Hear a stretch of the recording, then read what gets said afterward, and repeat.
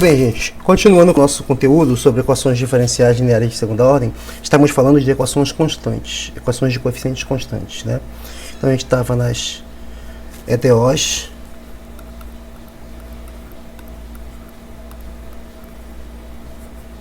lineares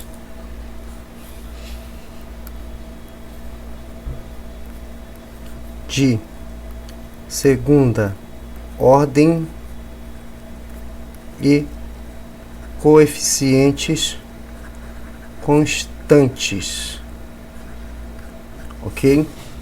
Qual era a equação que estudávamos no vídeo anterior? Eram equações com essa característica geral, poderiam ser escritas como uma constante vezes y duas linhas, mais uma outra constante vezes y', mais outra constante vezes y, e era igual a zero, porque nos interessava no primeiro momento as equações homogêneas. As equações homogêneas são sempre aquelas que os termos que não têm relação nenhuma com o y ou suas derivadas estão nesse lado, no segundo membro da equação, e eles são todos iguais a zero. Essa equação ela tem a característica muito importante de nos comunicar que y deve ser uma função proporcional às suas derivadas de ordem superior, pois somente assim eu conseguiria relacionar o y com sua primeira derivada e com a sua segunda derivada através de constantes multiplicativas. Então, a solução que nós procuraríamos seriam funções que deveriam ser com a seguinte cara: deveriam ser um e elevado a um lambda vezes x. O lambda é um parâmetro que vai ser para ajustar a solução, e com ele nós conseguiremos resolver a nossa equação. Vamos convertê-la para uma equação do segundo grau, como a gente vai ver agora, novamente. E aí, bem, o que eu tinha de bacana aqui?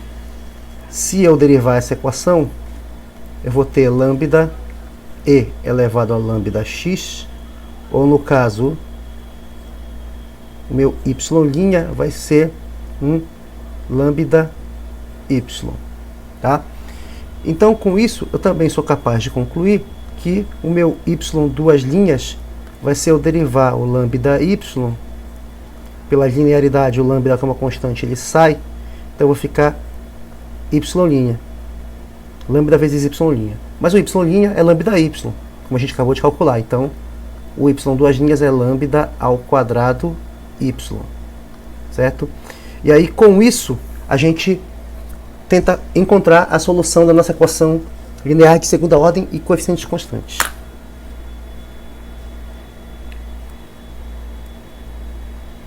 E aí, bom, eu pensei que não estava gravando, mas está gravando sim. Vou cortar isso aqui depois. Beleza. Então, como é que a gente resolve isso? A gente vai substituir essas expressões da primeira e segunda derivada na equação 1. Então vai ficar como? Vai ficar a lambda ao quadrado y mais b lambda, se não está quadrado, só lambda, y mais cy igual a zero. O que é bacana é que se você colocar aqui o y em evidência, você vai ter isso, essa expressão, a lambda ao quadrado mais b lambda mais c, todo mundo multiplicando y, isso é igual a zero. A gente discutiu que a gente não pode escolher como solução dessa última expressão 2, a gente não pode escolher o y igual a zero, porque implicaria em solução trivial, né? É mesmo que eu dizer que o y deve ser igual a zero para todo valor de x, não é verdade. Não é isso que a gente procura. Então, a resposta correta deveria ser o a lambda ao quadrado mais um b lambda mais c igual a zero. Essa equação aqui, a gente discutiu que ela é a nossa equação característica, né? Ela é específica desta equação. Deixa eu escrever direito aqui. Característica. Pronto. Certo? Então, o que a gente tinha que fazer era encontrar quais os valores de lambda a gente tem que ter em função desses parâmetros a, b e c, que são constantes. Lembrando que esse a tem que ser diferente de zero, tá? Bom, pela fórmula de Bhaskara, pela solução geral aqui da equação do segundo grau, o meu lambda deveria ser um menos b mais ou menos raiz de delta sobre 2A, como você aprende no ensino médio. E aí eu teria a seguinte solução. O meu lambda seria, tem 3 casos. Se meu delta é maior que zero, tenho raízes reais e diferentes. Se meu delta é igual a zero, reais e iguais. Se meu delta é menor que zero, minhas raízes são imaginárias. Certo? Então agora a gente vai discutir esses 3 casos. Beleza? Vamos prosseguir. Então eu tenho aqui o caso 1. Vamos fazer assim, caso A. Que é quando o meu delta é maior que zero.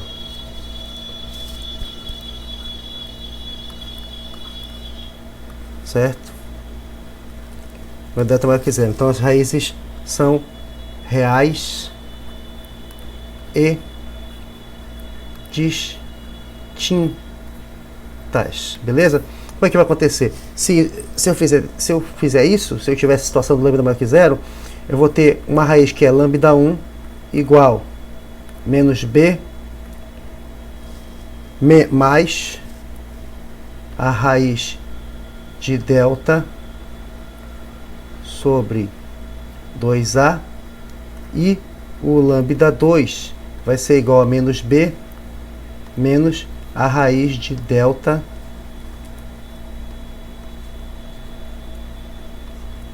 sobre 2a. Lembrando que o meu delta ele é b ao quadrado menos 4ac. É o nosso discriminante, tá? A gente aprende lá no ensino médio, beleza?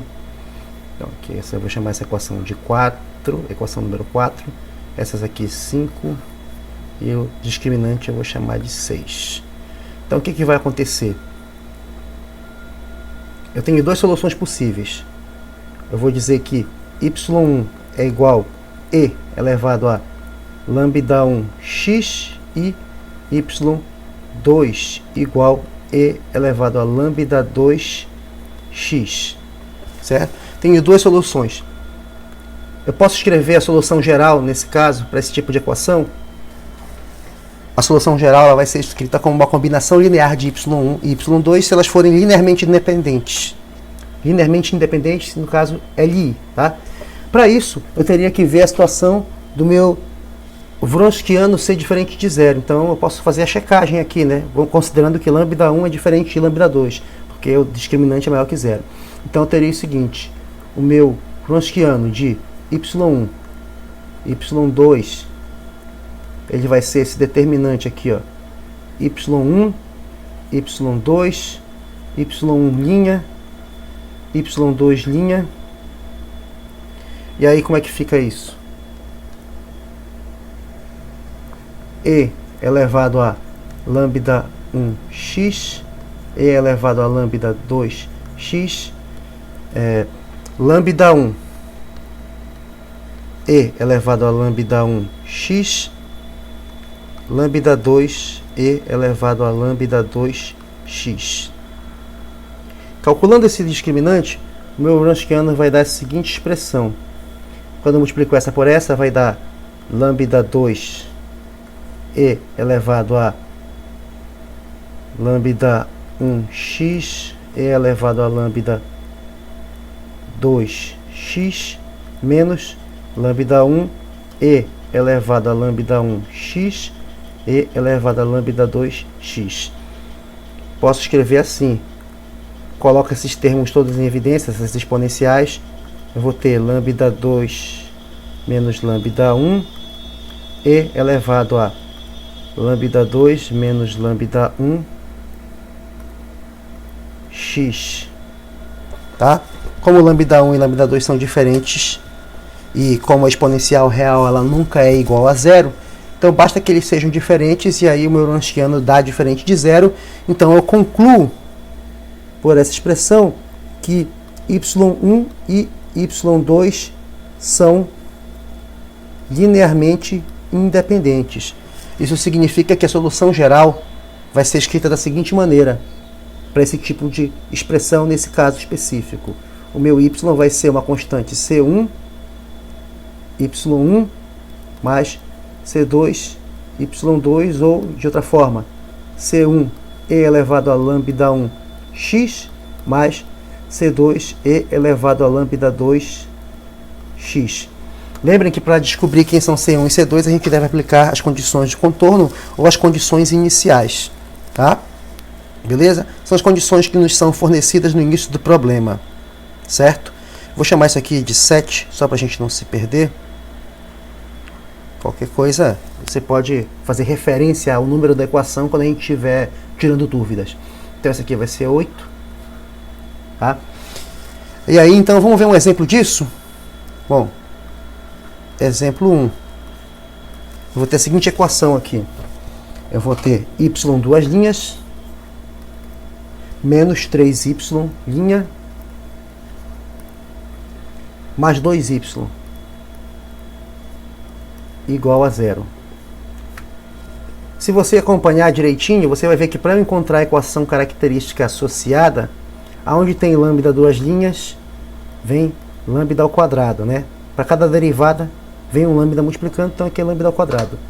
Menos 3 y', como tem a derivada de primeira ordem, aparece lambda elevado a 1, que é o próprio lambda, mais 2, aqui é y, a derivada é de ordem 0, né? Então é como se fosse 1 elevado a 0, uma identidade, fica desse jeito aqui. Ou você pode tentar substituir, do jeito que a gente fez lá no início, né? Você pode calcular diretamente, fazendo a devida substituição, e aí você vai encontrar uma equação. Você vai encontrar essa equação característica que eu já escrevi e vai calcular as raízes. Os dois caminhos estão certos, tá? Eu vou fazer assim para ganhar tempo, mas você pode fazer a substituição e chegar na equação característica diretamente, tá bom? Ok? Bom, uma vez que você encontrou a equação característica, basta que você encontre as raízes. Você pode fazer por soma e produto. Soma e produto, as raízes têm que ser 2 e 1, porque 2 mais 1 é 3, com sinal trocado, menos 3. Esse aqui tem que ser a soma com sinal trocado. Produto, 2 vezes 1 é 2, está aqui. Eu sei que é 2 e 1, mas vamos calcular pela fórmula, que é para vocês se sentirem mais confortáveis. Então tem aqui lambda é igual. Menos b, o b é menos 3. Com o menos da fórmula vai ficar mais 3, mais ou menos a raiz de b ao quadrado, que é 3 ao quadrado, menos 4, vezes a, se você olhar para cá, o a é 1, vezes c, o c é 2. Tudo isso dividido por 2 vezes a, o meu a é 1. Então, a outra expressão vai ficar 3 mais ou menos a raiz de 3 ao quadrado é 9. 4 vezes 1 vezes 2 é 8. 9 menos 8 é 1. Tá? Todo mundo dividido por 2. Então, o que você vai ter aqui? Seu lambda vai ser igual a 3 mais ou menos 1 sobre 2. Por quê? Porque a raiz de 1 é o próprio 1. Você tem duas soluções aqui diferentes. Lambda 1 igual 3 mais 1, 4, dividido por 2, 2. 3 menos 1, 2. Dividido por 2 é 1. Beleza? Então nós temos aqui as duas raízes que a gente precisa. Com isso, a gente vai ter a solução geral para esse problema. O meu y vai ser C1 e elevado a lambda 1x, no caso, 2x, mais C2 e elevado a lambda 2 vezes x, 1 vezes x, é o próprio x. Eis que você tem a sua solução geral. Se a tua equação fosse não homogênea, primeiro você ia encontrar a solução da homogênea associada, depois vai encontrar uma solução particular, e aí então aplicar as condições de contorno. A gente vai ver isso no exemplo. Tá? Eu acho que eu comentei isso para vocês nos teoremas. Se não comentei, vai estar na lista, tá bom?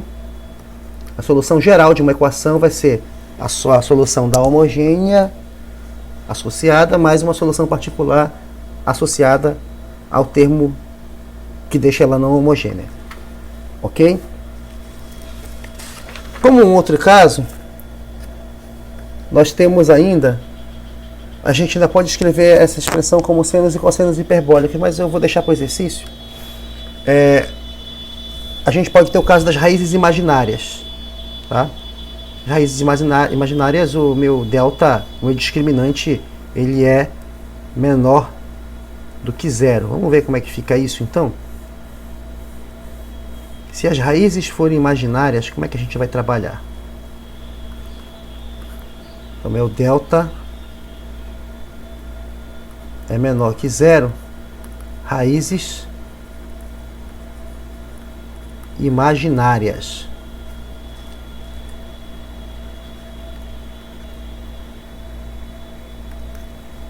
Tá? Se as tuas raízes forem imaginárias, então como é que vai ficar essa expressão? Eu vou ter meu lambda igual menos b, mais ou menos o delta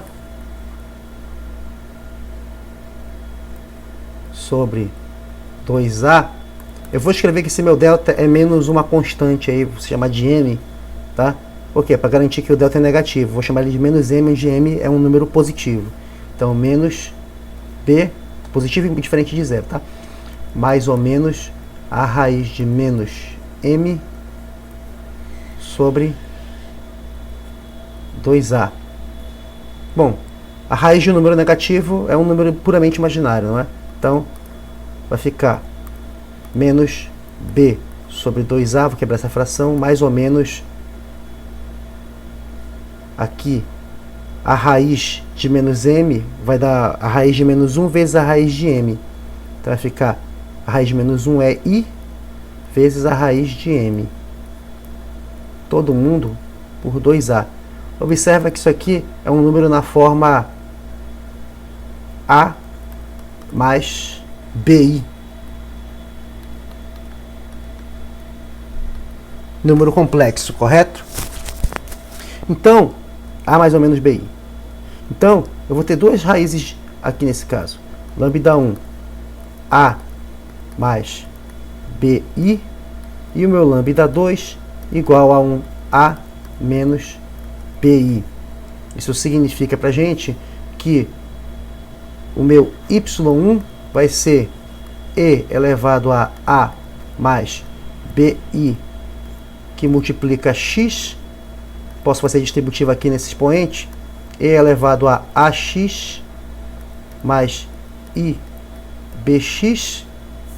E o meu y2 vai ser um e elevado a menos bix igual a um e elevado a um ax menos i bx.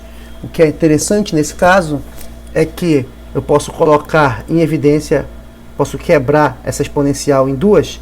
Então vai ficar a e elevado a ax vezes e elevado a i bx. Mesma coisa aqui embaixo. E elevado a um ax vezes e elevado a menos i bx. Tá? E aí como é que vai acontecer? Posso escrever a minha solução geral agora com C1 vezes y1, que é e elevado a um ax e elevado a i bx, mais um C2 e elevado a um ax e elevado a menos i bx. Esse e elevado a um ax, ele pode ser colocado em evidência. Então, meu y vai ser igual a um e elevado a um ax, que multiplica um C1 e elevado a i bx, mais um C2 e elevado a menos i bx. Tá? Essa vai ser a solução geral para esse caso que a gente trabalha com as exponenciais imaginárias. E aqui vai corresponder à equação número 12. Dá uma pausa Neném está chorando. Então, vamos ver um exemplo de como aplicar esse raciocínio para resolver uma equação que cai em um discriminante negativo. E aí então vou ter duas soluções. Observem antes que esses deltas necessariamente, esses lambdas necessariamente eles são diferentes entre si. Então basta que os lambdas sejam diferentes entre si para que o nosso Wronskiano seja diferente de zero, e isso implicará em independência linear das soluções, né? Como foi nesse caso aqui da expressão 7, se os lambdas forem diferentes, então as soluções são linearmente independentes, então elas formam uma base de um espaço vetorial, como se fosse cada uma delas um vetor, né? Y1 e Y2, não são proporcionais entre si, e nesse caso eu posso escrever a solução como uma combinação delas com as constantes apropriadas. Então, voltando para o caso das raízes imaginárias, observem que aparece esse termo também exponencial aqui. Geralmente em problemas de física, problemas reais de física, esse termo, esse A vai ser um número negativo, tá? Esse A sendo um número negativo, né? E sendo um número negativo, isso vai me garantir que eu tenha um amortecimento exponencial da solução. Significará que a amplitude vai decair com o tempo, a amplitude dessa oscilação, ok? Beleza? O que é interessante também, por exemplo, é que eu tenho aqui e elevado a ibx, e elevado a menos ibx, são funções oscilantes, são oscilatórias, assim como senos e cossenos, porque e elevado a ibx é a mesma coisa que cosseno de bx, mas seno de i, seno de bx, né? Então tem aqui e elevado a i bx é cosseno de bx mais i seno de bx. E o meu e elevado a menos i bx é a mesma coisa que cosseno de bx menos i seno de bx. Tá? E aí, você ainda pode escrever essa solução, se você fizer as substituições e a manipulação apropriada dessas constantes, você pode escrever essa solução ainda como e elevado a um ax. Aqui eu vou chamar uma constante C3 cosseno de bx, mais uma constante C4 seno de bx. E aí, as expressões 13 e 14 são a mesma coisa, elas são equivalentes. Não é a mesma coisa, elas são equivalentes, tá?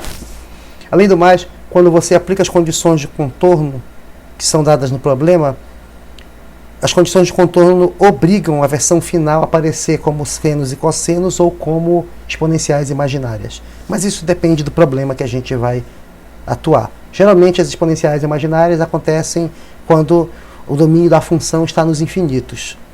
Quando o domínio é finito, geralmente caem em senos e cossenos que representam ondas estacionárias. E essa exponencial aqui, esse A, vai ser um fator negativo que amortece exponencialmente a solução. Fico devendo para vocês aí um gráfico da questão do discriminante maior do que zero, que é o amortecimento supercrítico. Vou fazer depois o vídeo escrevendo o gráfico, né, fazendo o gráfico no computador, usando o Scilab, do caso subcrítico, que é esse aqui, com discriminante menor que zero. E depois eu vou fazer também o do amortecimento crítico, que é quando o discriminante é igual a zero. Primeiro vamos calcular, depois eu faço um gráfico. Em outro vídeo eu faço o gráfico no Scilab. Então vamos prosseguir. Como exemplo 2, para esse caso das raízes distintas, das raízes imaginárias com discriminante menor que zero, vamos resolver essa equação aqui. A equação vai ser y duas linhas mais 4y' mais 8y é igual a zero. Tá bom? Vamos resolver essa equação aqui? Bom, se você fizer a substituição que a gente ensinou no início do vídeo, você vai encontrar que A equação característica desse caso vai ser lambda ao quadrado mais 4 lambda mais 8. Tá? Esse 8 não está muito legal aqui. Isso aqui é igual a zero. Então, o que vai acontecer? Vamos encontrar quem são as raízes. Você não vai conseguir fazer por soma e produto de cabeça, porque essas raízes são imaginárias. Vamos usar a fórmula. Então, lambda vai ser menos 4 mais ou menos a raiz de 4 ao quadrado menos 4 vezes 1 vezes 8, b ao quadrado menos 4ac, certo? Tudo isso está dividido por 2a. Então você vai ter menos 2, o a é 1, né? 2 vezes 1. Então você vai ter menos 4 mais ou menos a raiz de 4 ao quadrado. 4 vezes 4, 16. 4 vezes 8. 8 vezes 2 é 16, 32. Bom? Porque 8 vezes 2 é 16, vezes 2 de novo, 32. Todo mundo dividido por 2. Então você vai ter a seguinte situação. Lambda igual a menos 4, mais ou menos a raiz de menos 16. Todo mundo dividido por 2. Isso aqui vai ficar menos 4, mais ou menos a raiz de menos 16. A raiz de 16 eu sei que é 4, mas como tem esse menos na frente, vai ficar a raiz de menos 1, que é i, vezes a raiz de 16, que é 4. Tudo isso sobre 2. Quando eu divido todo mundo por 2, o meu lambda vai ter dois valores possíveis. Menos 2, mais ou menos i vezes 2. Então, isso me fornece lambda 1 igual menos 2 mais 2i, lambda 2 igual menos 2 menos 2i. Usando os desenvolvimentos que nós fizemos anteriormente, esse cara aqui vai representar a seguinte situação. Eu vou ter um y igual c1 e elevado a menos 2 menos 2i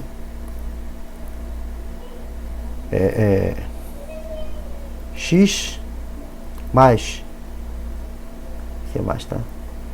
Mais c2 e elevado a menos 2 menos 2i que multiplica x.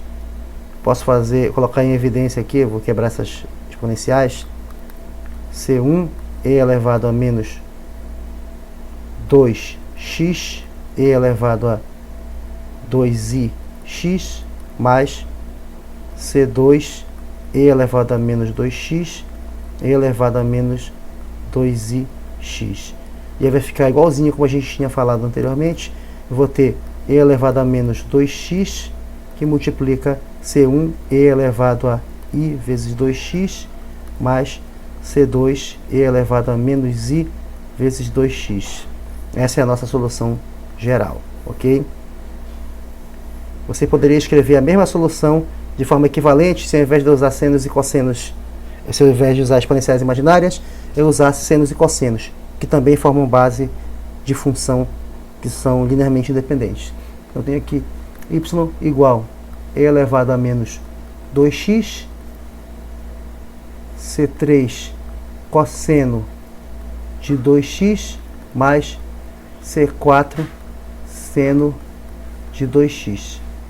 Essas constantes ficam para serem determinadas posteriormente pelas condições de contorno de fronteira.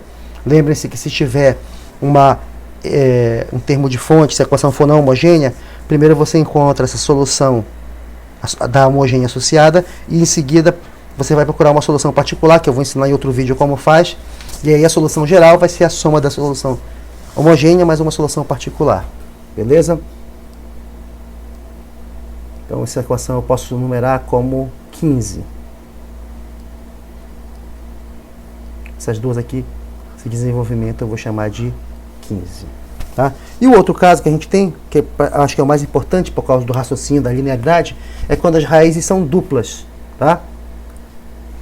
Raízes duplas.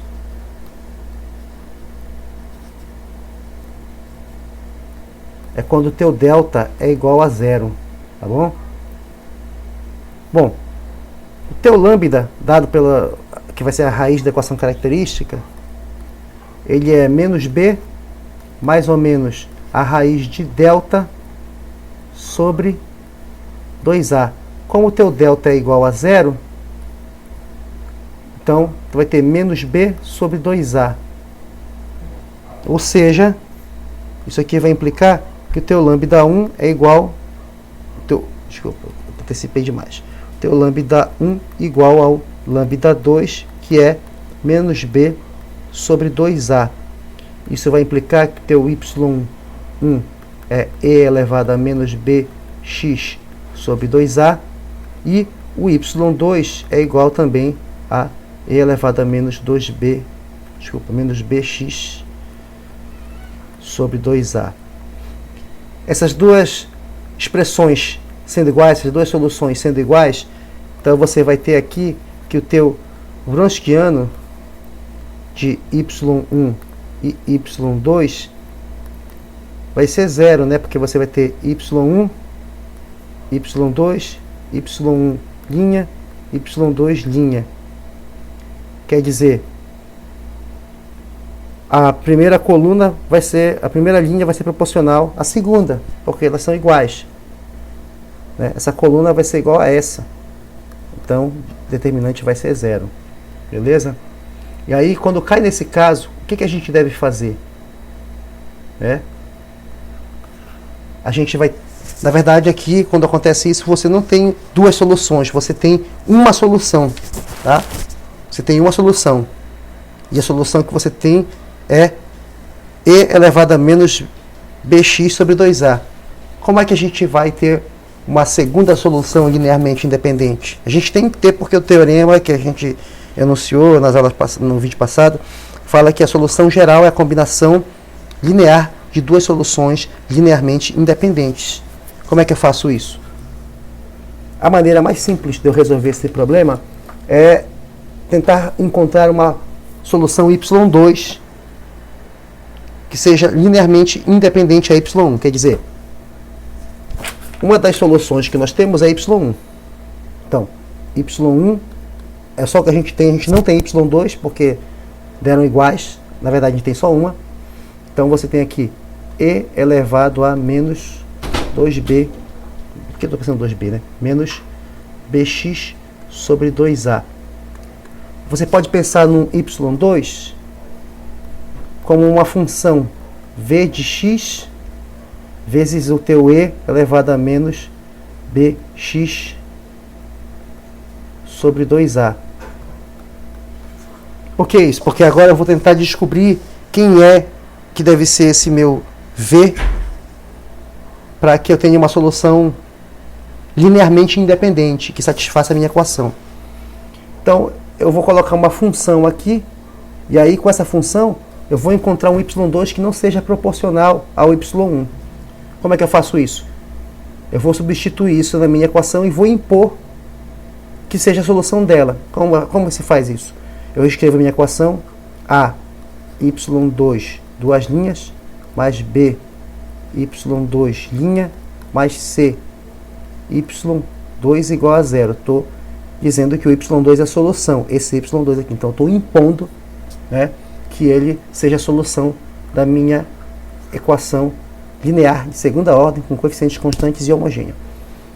Como é que eu vou fazer, então? Preciso calcular a primeira e a segunda derivada. Então, a primeira derivada do y2 vai ser v' de x e elevado a menos bx sobre 2a mais v de x e elevado... Vamos ver aqui. Eu vou derivar a segunda, vai cair menos b sobre 2a v de x e elevado a menos bx sobre 2a. E o meu y2, duas linhas, vai ser a derivada disso. Vamos lá, derivada da primeira. V duas linhas. Vou omitir aqui o argumento, tá? E elevado a menos bx sobre 2a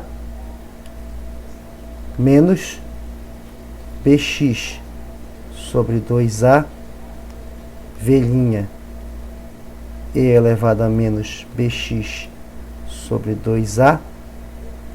Esse termo aqui vai ficar menos b, que não tem x, volta. Menos b sobre 2a. V' e elevado a menos bx sobre 2a. Menos b sobre 2a. V', que é a derivada da primeira, vezes a segunda, e elevado a menos bx sobre 2a. Menos, quando eu derivar de novo, cai menos bx sobre 2a, então vai ficar mais, bx sobre 2a já estava aqui, então vai ficar b ao quadrado sobre 4a ao quadrado, v de x, ou meu v, e elevado a menos bx sobre 2a, certo? Beleza? Tudo certinho aqui, derivou a primeira, tá, beleza. Então eu vou substituir isso na expressão 18. Olha só que loucura, gente. Então vamos lá, vai ficar uma coisa enorme. Vou até diminuir aqui porque a gente vai precisar. Então vamos lá. Você vai ter isso aqui. A que multiplica tudo isso aqui. Eu posso fazer assim. O meu A vai multiplicar tudo isso. Então eu vou ter A, V duas linhas, E elevado a menos bx sobre 2a, menos B sobre 2, porque o A, esse A aqui vai multiplicar aqui, já cortou com de baixo. V', E elevado a menos bx sobre 2a. Aí aparece duas vezes, né? Então, também sai o 2 de baixo.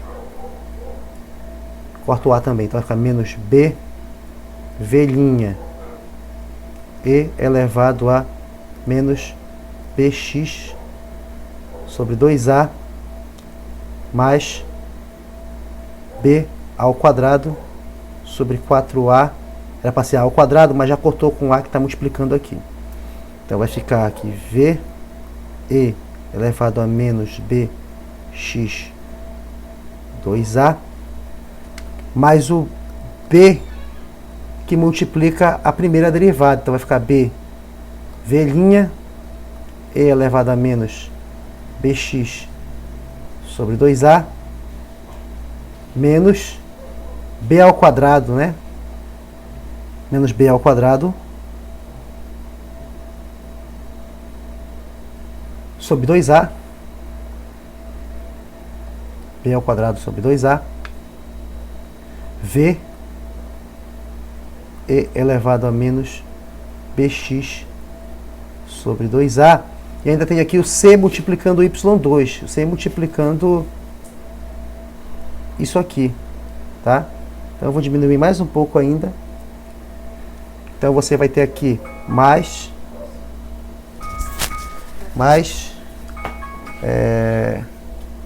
C, V, E elevado a menos bx sobre 2a. Isso tudo aqui é igual a zero, tá? Isso tudo aqui é igual a zero.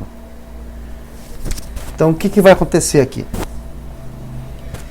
Essa exponencial real, ela nunca toca no eixo do x. Quero dizer que ela nunca vai ser zero. Então eu posso dividir essa expressão todinha por ela. Falando em linguagem popular, tchau, tchau, tchau, tchau, tchau, goodbye. Tá bom? E aí você vai ter isso aqui, ó. A, V duas linhas, menos B, V', mais B ao quadrado sobre 4A, V, mais B, V', menos B ao quadrado sobre 2A, V, mais C, CV é igual a zero, tá bom? Observa que esse cara aqui, ó, se cancela, tá bom? Então eu vou ter o seguinte aqui. Eu vou ter o meu A, V, duas linhas, mais. Vou colocar o B em evidência, você vai ter aqui B ao quadrado sobre 4A menos B ao quadrado sobre 2A, ok? E tudo isso aqui vai multiplicar o V mais CV, ok? Isso aqui é igual a zero. Esse cara aqui é muito fácil de resolver. Esse termo daqui eu multiplico por 2A em cima e embaixo, tá? Deixa eu só ver aqui.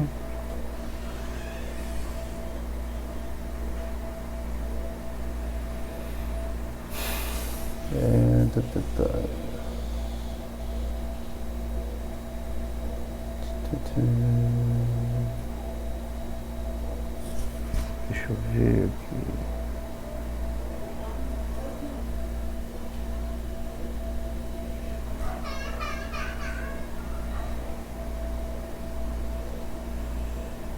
Posso fazer melhor.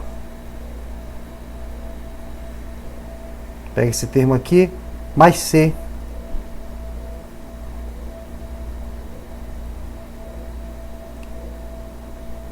Todo mundo multiplicando o V. Isso aqui é igual a zero. Vai ficar melhor assim. Então vai ficar A, V, duas linhas, mais 2A é maior. 1 sobre 2A é maior do que esse cara aqui. Então eu quero dizer. Deixa eu ver aqui. 4. Tá.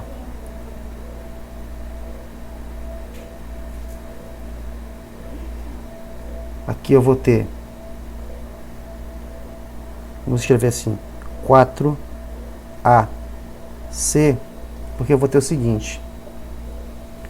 Aqui eu vou ter BC ao quadrado. C menos 4. Tudo errado isso aqui. Errado, vamos lá.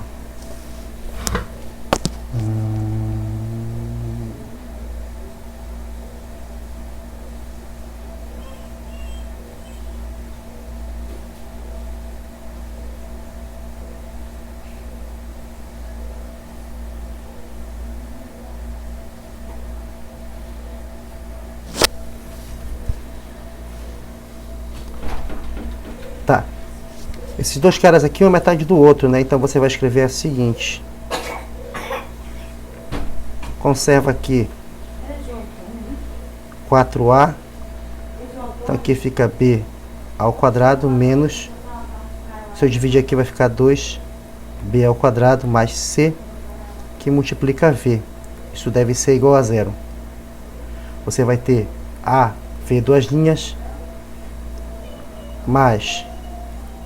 Aqui você vai ter menos B ao quadrado sobre 4A mais C, que multiplica V. Isso é igual a zero.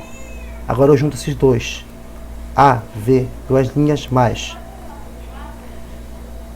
Se eu fizer aqui, ó, 4A vezes C,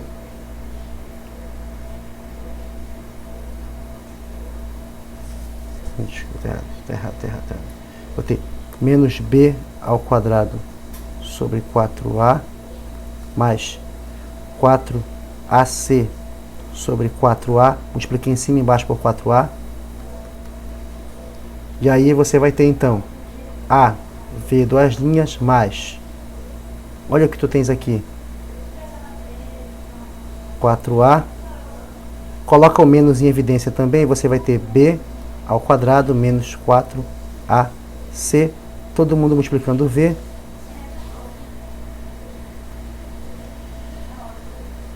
E duas linhas. Coloca o menos em evidência. Coloca menos o 4A em evidência. Você vai ter aqui B ao quadrado menos 4AC, que multiplica V. Dá para falar mais baixo?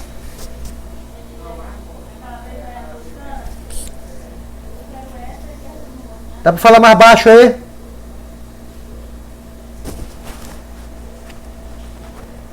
Mais um pedaço para eu editar agora aqui. Foda-se. Bom, no nosso caso, esse aqui é o delta, né? O delta, para o nosso caso, ele era igual a zero, meus amigos. Né? A gente está no caso das raízes duplas, que meu delta é igual a zero. E meu delta é b ao quadrado igual a 4ac.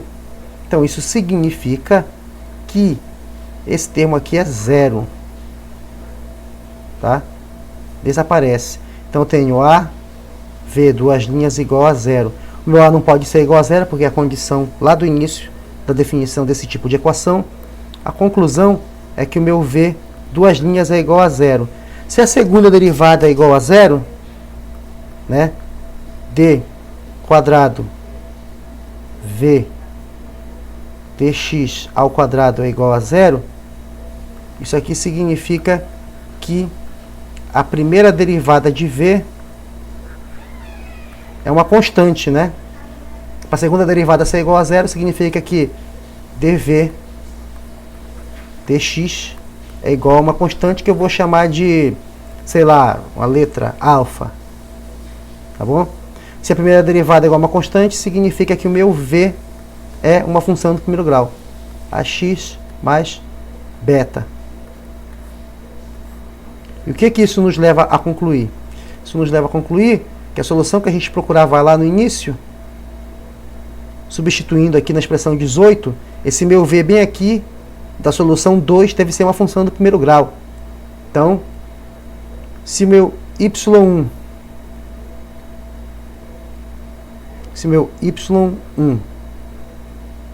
é igual a e elevado a menos bx sobre 2a, o meu y2 é igual a um alfa x mais beta, que multiplica e elevado a menos bx sobre 2a. Beleza?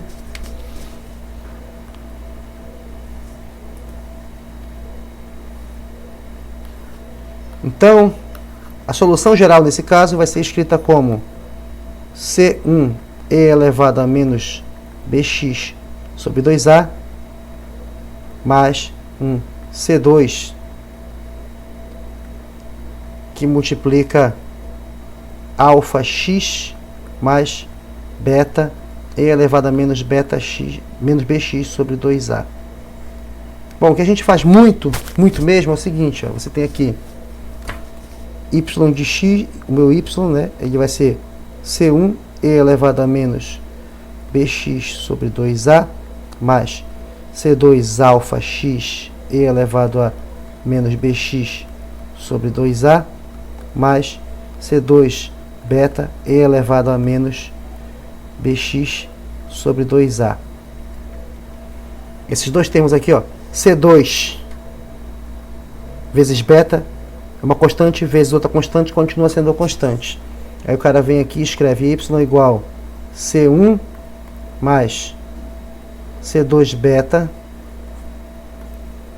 e elevado a menos bx sobre 2a mais C2 vezes alfa continua sendo uma constante, né? C2 alfa x e elevado a menos bx sobre 2a. Então, o produto de duas constantes continua sendo a constante, né? Os dois casos. E a soma de duas constantes continua sendo uma constante. Aí o cara vem aqui e escreve, ó, y igual a um... esse cara que ele chama de m e elevado a menos bx sobre 2a mais esse cara aqui chama de n, esses dois aqui chama de n, fica nx e elevado a menos bx sobre 2a. No final das contas, você acaba escrevendo a solução para esse tipo de caso como sendo e elevado a menos bx sobre 2a, que multiplica um nx mais m. Então, quando as raízes são reais e iguais, discriminante é igual a zero, é o que a gente chama de amortecimento crítico para esse caso, a sua solução geral vai ser um polinômio do primeiro grau, uma função do primeiro grau, vezes a exponencial que você encontra logo de cara, logo no início, certo? Beleza? Então, vamos fazer um exemplo para finalizar esse vídeo? Então, como exemplo, temos o exemplo 3. No exemplo 3, a gente vai ter aqui a seguinte equação. Y, duas linhas, menos 8y', mais 16y, isso aqui é igual a 0. Se eu escrever a equação característica associada a esse problema, eu vou ter lambda ao quadrado menos 8 lambda mais 16 é igual a 0. Meu lambda vai ser igual menos 8 dá mais 8. Mais ou menos a raiz de 4 b ao quadrado, no caso, desculpa. Raiz de b ao quadrado é menos 8 ao quadrado, menos 4 vezes 1 vezes 16. Todo mundo dividido por 2 vezes a. Quem é o 2 vezes a? É o 2 vezes 1.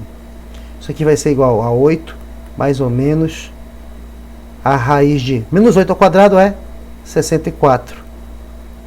4 vezes 16 faz 16 vezes 2 é 32. 32 vezes 2 é 64 também. Então, a raiz desaparece e você está no caso de duas raízes reais iguais, né? Então, teu lambda vai ser igual a um 8 sobre 2 igual a um 4, tá? Observa que esse teu lambda aqui é justamente esse cara aqui, né? Quer dizer, o teu, voltando aqui em cima,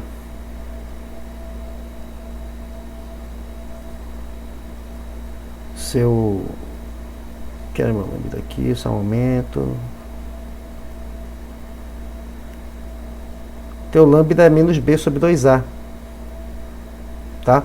Nesse caso aqui, o que tu tem apenas é um y1 igual a 1 e elevado a lambda 1x. Só tem isso, não tem lambda 2. Tá? Então, teu lambda 1 é o menos b sobre 2a. Então, nesse caso, este termo que aparece aqui em cima é o próprio lambda, tá bom? Ok? Esse menos bx sobre 2a é o próprio lambda. Então, o lambda deu 4. Então, a tua solução geral, teu y, vai ser e elevado a 4x, que multiplica uma constante mx mais uma outra constante n. Esta é a solução geral. E eu sei que é a solução geral por quê? Porque ela tem duas constantes a se determinar, que você vai encontrar quando aplicar as devidas condições de contorno ou condições iniciais. Ok? Espero que tenha sido útil e até o próximo vídeo. Valeu, gente!